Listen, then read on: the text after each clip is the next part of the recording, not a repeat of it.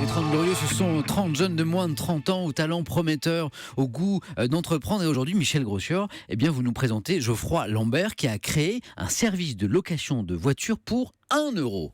Les nouvelles applications pullulent sur les tablettes et les smartphones et certaines réservent encore de drôles de surprises, on va le voir dans un instant, et les inventeurs sont nombreux. Et il y en a un ce matin au micro des 30 Glorieux. Bonjour Geoffroy Lambert. Bonjour. Vous avez 27 ans et il y a encore des nouveautés dans l'économie du partage ? Il y a encore plein de nouveautés, oui. Il y a plein de choses qui se créent tous les jours, et notamment ce qu'on a créé nous il y a plus de 3 ans maintenant. Oui. Et aujourd'hui, on est arrivé à proposer des voitures pour 1 euro symbolique en aller simple partout en France. C'est vraiment mieux que les loueurs installés. Alors c'est différent de ce que proposent les loueurs. Au niveau du tarif, oui, je vous confirme. Au niveau du tarif et au niveau de 1 euro symbolique. De la proposition de location, en fait, c'est vraiment 1 euro symbolique. Vous avez la voiture pendant 24 heures et vous devez la ramener en fait au point d'origine, là où elle se trouvait avant d'être déplacée. D'accord. En fait, voilà, vous êtes au service des grandes sociétés de location. Vous les aidez à convoyer les voitures, en fait, d'une agence à l'autre. Oui, tous les jours, ils ont des milliers de voitures à déplacer pour X raisons.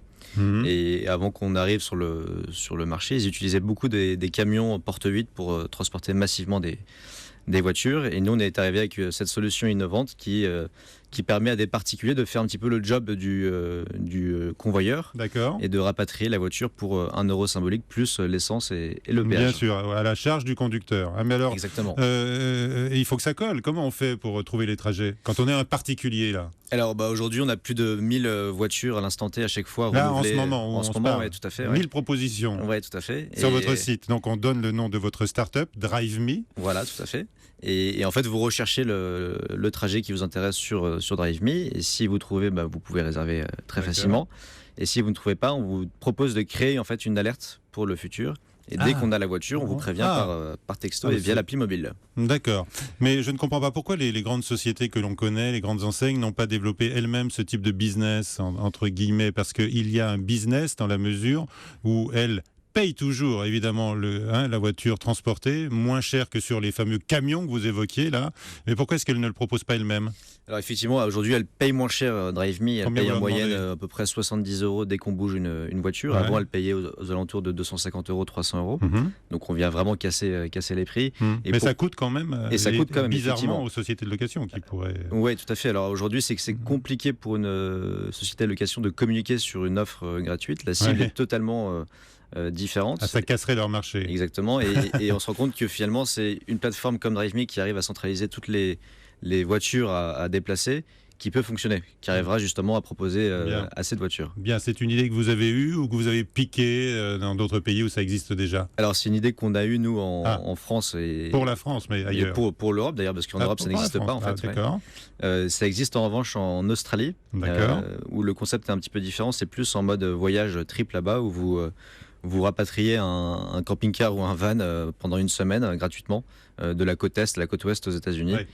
Mais en France, c'est vraiment une solution de déplacement comme le train, quoi. Alors, je disais, certaines applications réservent de drôles, de belles surprises tout à l'heure, puisque vous m'avez annoncé tout à l'heure, en arrivant là tout à l'heure, Geoffroy, que en fait, la semaine dernière, vous aviez 10 cabriolets de luxe à saisir pour faire la distance Paris-Nice. Franchement, ça a dû se bousculer là aux portes en période de vacances. Là, c'est vraiment, ça plaît énormément. C'est vrai que c'est des cabriolets pour 1 euro, parce que ça peut être des cabriolets, ça peut être des citadines, ça peut être des utilitaires également pour des ménagers. Non, mais là, je vous parle des beaux cabriolets là, avec intérieur cuir.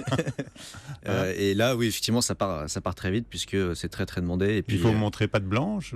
Il faut juste avoir 21 ans et 1 an de permis, laisser une caution en agence. Mais c'est marrant, c'est que lorsqu'on a des cabriolets, finalement, on crée en fait un besoin de week-end. C'est-à-dire que la personne n'avait pas forcément besoin d'aller à Nice. Oui, là on part tout de suite alors. Mais elle voit qu'il y a une belle opportunité avec une voiture, elle y va. Geoffroy, vous êtes assez malin, on a compris, pour avoir inventé ce système.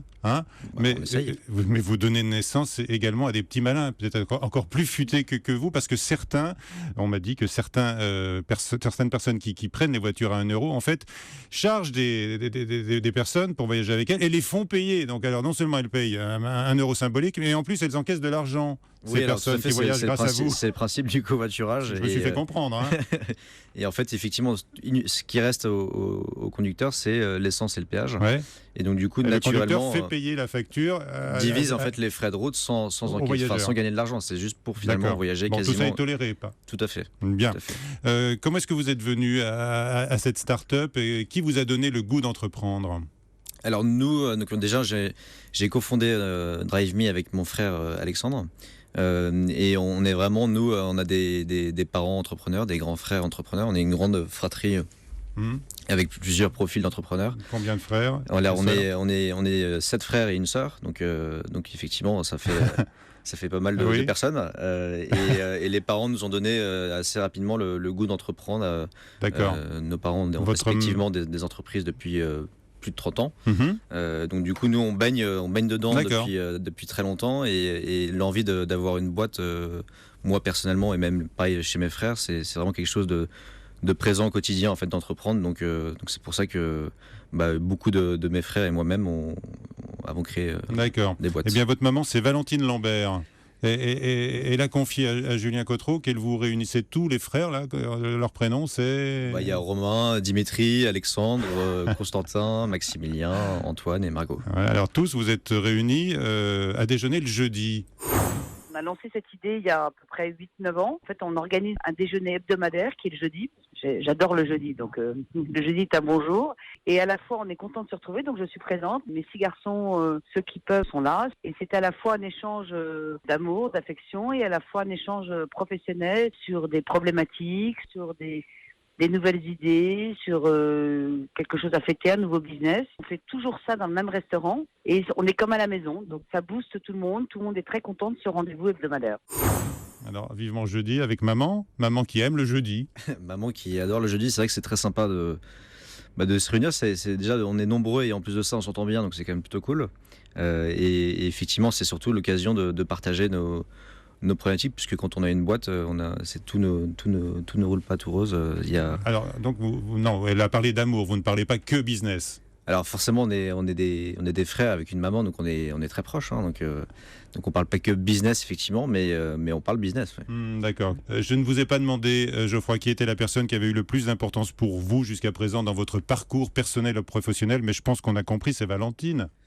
C'est sûr qu'on est ayant une maman très entrepreneuse au quotidien dans sa boîte et dans sa vie, forcément, ça donne le goût d'entreprendre. Merci à vous. Merci beaucoup.